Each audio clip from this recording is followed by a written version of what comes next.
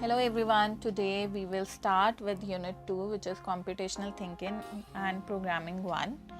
In this unit, we will be studying about programming, how to code and what programming is, how to make programs using a programming language called Python, and we will also study about a problem solving process, which means how to solve a problem in programming or in day-to-day life or in computer.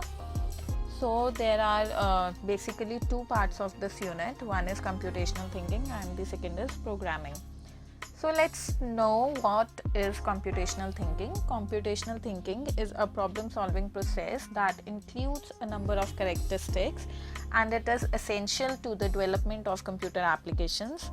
But it is not only confined to a particular discipline or confined to computers. It also can be used in different disciplines like mathematics, science, and humanities. Now, in simple words, to understand what computational thinking is a problem solving process. Now, problem solving process means if we have a problem and we solve that problem by using any technique or strategy or plan or knowledge. So those strategies, those technique, that knowledge is a process to solve a problem. So that is called computational thinking, and it is again not only for computers. It can be used anywhere, everywhere. Okay, next part of the unit is programming. Programming is the process of creating a set of instructions that tell a computer how to perform a task. Programming can be done using a variety of computer programming languages such as C, C++, JavaScript, Python. Now, some of the programming languages are used to create programs to solve problems and interpret data, and whereas other programming languages are more suitable for creating software or applications that entertain. Now, if we talk about programming in computers, then we say it is a process of creating a set of instructions to tell a computer how to perform a particular task.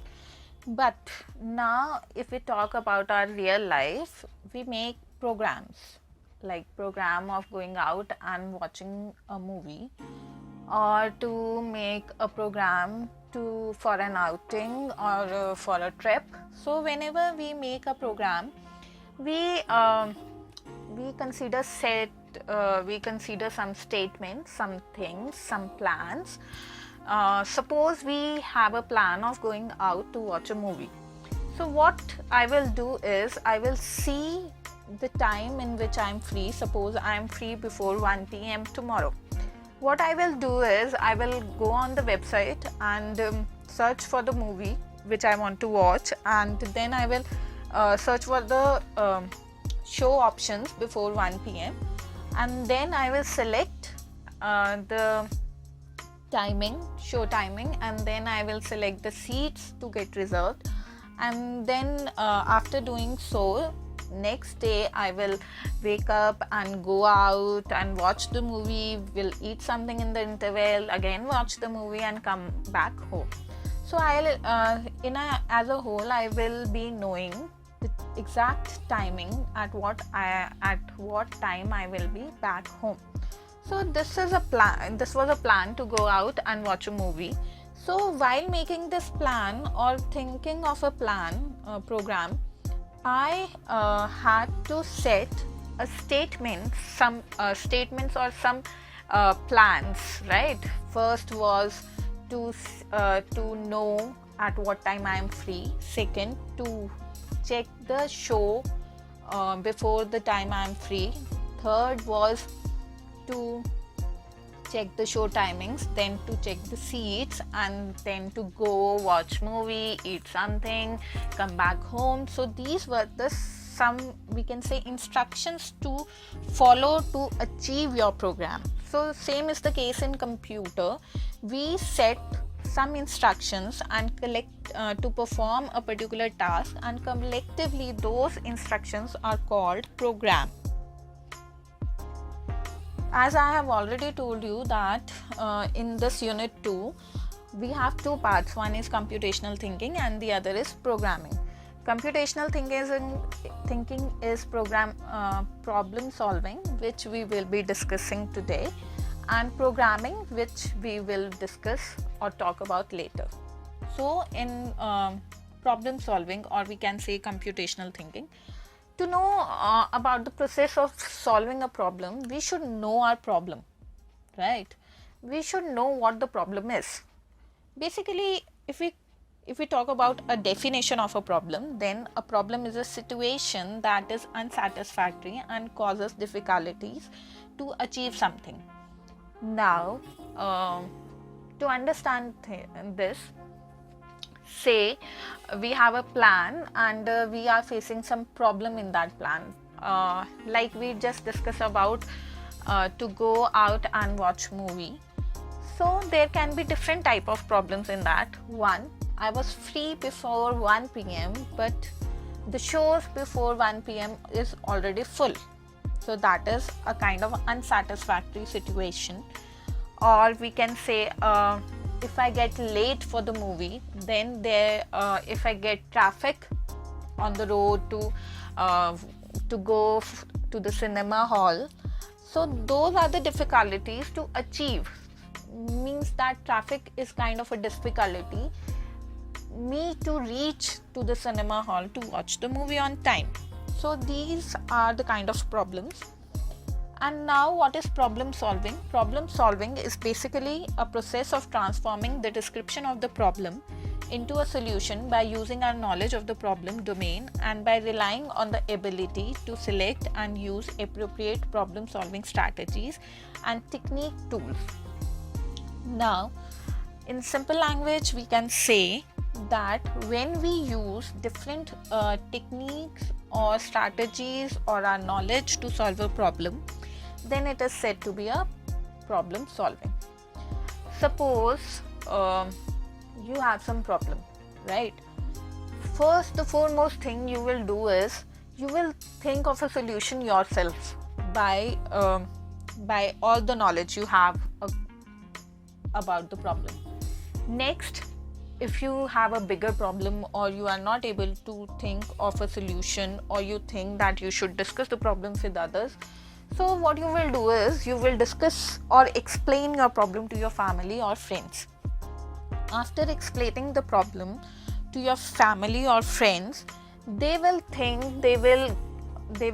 use their knowledge and they will think of a solution to solve that problem. So they will give their solutions or they will share their solutions to you because you have that problem, right? They will share their techniques, strategies, or whatever they have knowledge about the problem. They will share that with you. Now you should have that ability to select that appropriate strategy or techniques to solve your problem so that your problem can be solved. So this is when you use your own knowledge, when you discuss your problem with others, they share the solution with you and you select the most appropriate technique or strategy to solve your problem, then that process, the entire process is called problem solving. Now in computers we have a kind of problem solving cycle, and there are 3 basic steps for solving any problem using computer or computer programs.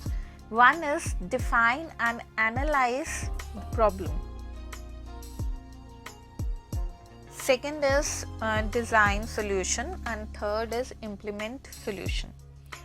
So there is a kind of diagram for you. First is analyze or define a problem, then it goes to design a solution and then implement a solution. Again, I have already discussed, if you have a problem, you share it with others, you define the problem to others, or you analyze the problem yourself, then you design solutions, or family members or friends share the solutions with you, and then you implement the appropriate solution to solve a problem. So now we will discuss all the 3 points in detail. First is defining a problem. To define a problem, we need to understand that what the problem is. You need to know, you should be very clear with the thing you need to solve, right? So what the problem is, what is needed to solve it. Now when you know about the problem, you should know about the things, the inputs that will be required to solve it, what the solution should provide. Now if you know the problem, you should also know the solution of the problem, right? Like if you know the first step, you should know the last step first, that if you have this problem and your problem will be solved, then you will achieve this. If there are constraints and special conditions, which means that you know you have a problem, and if the problem will be solved, your end solution you already know, but you should also know if there are any constraints or special conditions to solve the problem. So problem analysis. In the analysis phase, we should identify the following. One is input to the problem. We have already said that you should know what should be the inputs to the problem. Then you should know the output expected from the problem, which means that you should know the end solution and formulas and equations to be solved, which means what all you will require to solve the problem. Now when you already know what the problem is and you have analyzed the problem, you already know what will be the inputs and you already know what will be the constraints, what will be the formulas to solve the problem, and what will be the end solution. Then you can start designing, right? Designing the solution. So for designing, we need algorithmic representation. Now what is algorithmic representation? We will discuss it. An algorithm is a sequence of a finite number of steps arranged in a specific logical order, which when executed produces the solution for a problem. Now basically, what is an algorithm? Algorithms are a number of steps, and when they are arranged in a specific order and when we execute those steps, then we get the solution of the problem. Now suppose you want to calculate the sum of two numbers. To calculate the sum of two numbers, what all do you need? First number, second number, plus, which is an operator, plus, and then equals to, right? Means 2 is the first number, plus is the operator, 3 is the second number, and equals to, which will give you a sum of 5, right? So to get a sum of two numbers, you need one number, second number, you need operator, and you need to calculate it, right? So these are certain steps, and when you will arrange these steps in a particular order and when you will execute those steps, then you will get a solution of the problem. Okay, so basically algorithms are some number of steps which are arranged in a specific order to execute and produce solution of the problem. Okay, now an algorithm can be represented by using flowcharts and pseudocode, right? Now we will discuss what are flowcharts and pseudocodes. Flowchart. A flowchart is simply a graphical representation of steps. It shows steps in sequential order and is widely used in presenting flows of algorithms, workflow or processes. Typically, flowchart shows the steps as boxes of various kinds and their order by connecting them with arrows. Now, flowchart is a type of algorithm, and in algorithm we have number of steps arranged in specific order. Now in flowchart, what we do is we put those steps in some graphical representation. So flowchart is a graphical representations of the steps of algorithm, right? And we use different kind of boxes to represent different things in flowchart. By connecting those boxes with arrows, you will get to know how to do it. Next are some of the symbols we are sharing with you to make a flow chart. Symbols, or we can say different shapes, have their conventional meanings, and they are always used in flowcharts with the same meaning. Number one is terminator. Terminator means the terminator symbol represents the starting and ending point of the system. Whenever you make any program and you are making a flowchart for the program, or you have any problem and you need to solve the problem and you are making a flowchart to solve the problem, the very first thing when you will start with the terminating box, which is oval shaped, right? And you will end it again with the terminator with the oval shaped, right? Then next is process, which is rectangle. A box indicates some particular operation. Whenever you will perform any operation, like if you are calculating sum of two numbers, if you are comparing two numbers, if you are comparing some age or anything, then you will use this process box. Okay, next is your document. This represents a printout such as a document or a report. Next, rhombus, which is a decision box, which is important. A diamond shaped or rhombus represents a decision or branching point. Lines coming out from the diamond indicates different possible situations leading to different sub-processes, which means when we use this decision box or we use rhombus, then we have multiple lines coming out of this box, which gives you possible situations, right? Okay, next is data. Data means it represents information entering or leaving the system. An input might be an order from a customer, and output can be a product to be delivered, right? So this parallelogram, we can call it, we can say parallelogram or data box, is used for input and output, right? And next is flow. This shows an arrow line which shows the flow of data or sequence of data of the process. Okay, next is representation of algorithm using flowchart. Now, how do we use algorithm? By graphical representation is a flowchart. Now here we are showing you flowchart for addition of two numbers. Now for two numbers, I have already told you that you need first number, second number, and then calculation, and then you will get the sum, right?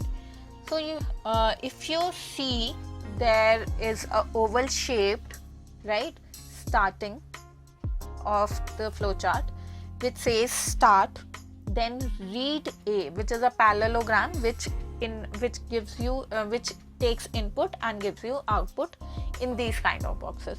So read A, read B, which means reading first number, reading second number, and then it is sum equals to A plus B. Now, which means that whatever A and B is holding, that the sum will be calculated and saved in sum, right? And then print sum, and your number will be displayed. And then again you need to stop this process by using oval shaped terminator which says end. Now start, read A, read B, and sum equals to A plus B. In mathematics we write A plus B equals to sum, right? So don't get confused. This is a way to write an operation in programming. Wherever you are, if you're getting any result, that will be written on the left hand side, and whatever your numbers, that will be written on the right hand side. You will get to know in future, but this is the way how we write it in programming. So this was a simple flowchart of calculating sum of two numbers. I hope it is clear to you. Next, we are showing one more flowchart for to find the greatest between two numbers or largest of two numbers. So suppose you have two numbers A and B. Now you need to know which is the greatest, right? So you always have to start with the oval shaped, and you need to write start there. Then accept A and B. You can write this in single box, or you can write it in two different boxes, as we did in the previous program. Read A, read B, or accept A, accept B, input A, input B. You can write anything, right? Then we have a rhombus box which says decision box. Now if A is greater than B, now we are putting a condition. Suppose you have two numbers and you need to know that which is the greatest number. What you will do is you will see the values, and if you don't know the values, then how to do it.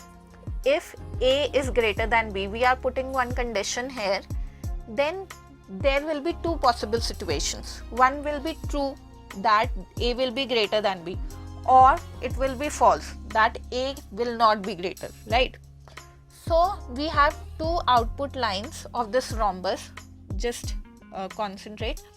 One is true. If A is greater than B, then it will display again parallelogram which says output, display A, which will say that A is the greatest number. If A is greater than B, this condition fails, then it will go to false line and it will display B, and then next stop. So this is how you can calculate and you can get to know which is the greatest number. Now you can put the values. Now in future when we will make program for this flow chart, then you will put the values for A and B. Suppose you put 10 in A and 5 in B, and then it will check the condition. If A is greater than B, then of course 10 is greater than 5. Then the condition will be true and it will display A, which is 10. Then I will get to know that 10 is the greatest number, right? So this is how the flowcharts work. Next is our pseudocode. Pseudocode is not a programming language. It is a simple way of describing a set of instructions that does not have to use simple specific syntax. There is no strict set of standard notations for pseudocode, which says that pseudocode is basically the simple language like English. If we have already discussed that if I have a plan to go out and watch movie and I am thinking of the things I need to do to achieve my program, then the things which I am thinking in any language, be it English, Hindi, Punjabi or any language, then that language or those instructions are the pseudocode, right? So pseudocode are basically written in simple language. We write it in English because it is a global language. So when we write steps to achieve or to solve a problem, then those steps written in simple English are called pseudocode. Now, criteria for a good pseudocode is easy to understand, precise and clear. Easy to understand means because it is we are writing it in English, so just be it in a simple language, don't complicate it. Precise means that it should be according to this problem we are solving, and it should be clear. Give the correct solution in all cases. That if we are writing any process to solve a problem, that it should give us solution and eventually ends. Eventually ends means it should not be like we are giving a solution and it is not getting end and we are not getting the solution. So here we have a solution representation of algorithm using pseudocode. Now example we are giving to find out largest of two numbers, which we have already done in algorithm. Now write, please enter two numbers, read 1 and 2, which means that first of all you need write two numbers means write please enter two numbers means that write means you need to write please enter two numbers. Or if I am asking someone, then I will ask please enter two numbers, then I will read those numbers, read n1 and n2, and then I will put a condition that if n1 is greater than n2, then set max to n1, otherwise else set max to n2. I hope it is clear to you. Okay, next is So now next is, what is the difference between flowchart and pseudocode? First point is, flowchart contains standard symbols to represent different computer operations, and pseudocode, there is no standard for writing pseudocode. Now again, flowchart can have symbols to represent the graphical representation of algorithm, which we have discussed, like parallelogram for input output and oval shape for termination, whereas pseudocode is simple English language code written in English language, so it does not have any standards. Second point is, flowchart is less frequently used as it take more time to design, and pseudocode is more frequently used as it takes less time. Now why flowchart are less frequently used and it take more time? Because it has some standards, some criteria, some restrictions, some syntax, whereas pseudocode are written in simple language, so we can write the solution in simple language and it won't take much time, so it is frequently used. Okay, next is flowchart is difficult to modify and pseudocode is easier to modify. Now this means that because it has syntax, it has symbols, it has boxes, it has conditions. So for that, if you need to modify a flowchart, which is quite difficult, whereas in pseudocode it is a simple English like language, so it is easier to modify. Flowchart, it is a graphical representation of the solution, and pseudocode, it is not a graphical representation, it is a simple language like English used to solve a problem or to get a solution. So last, third point in problem solving process or cycle is implementation. Now the process of implementation and algorithm by writing a computer program using a programming language, for example using C language. The output of the program must be the solution of the intended problem, and the problem must not do anything that is not supposed to do, which means that implementation. Now we know the problem very well. Now we know different types of solutions which can be used. Now to implement that solution to solve a problem is implementation. But there are some conditions that the output, we already knew what our end solution will be. So by using that problem solving process, we should know that the end process is achieved, and the program or the process must not supposed to do anything else which is not related to the problem. So students, this was all about a problem solving, or we can say computational thinking. Now I guess you are already clear about the processes, the process we follow to solve a problem. We have a cycle, process solving cycle, in which we have three things. One is design, analyze the problem, and then define and analyze the problem, then design the solution, and then implement the solution. So it was very simple, and I guess it is clear to you. Thank you so much.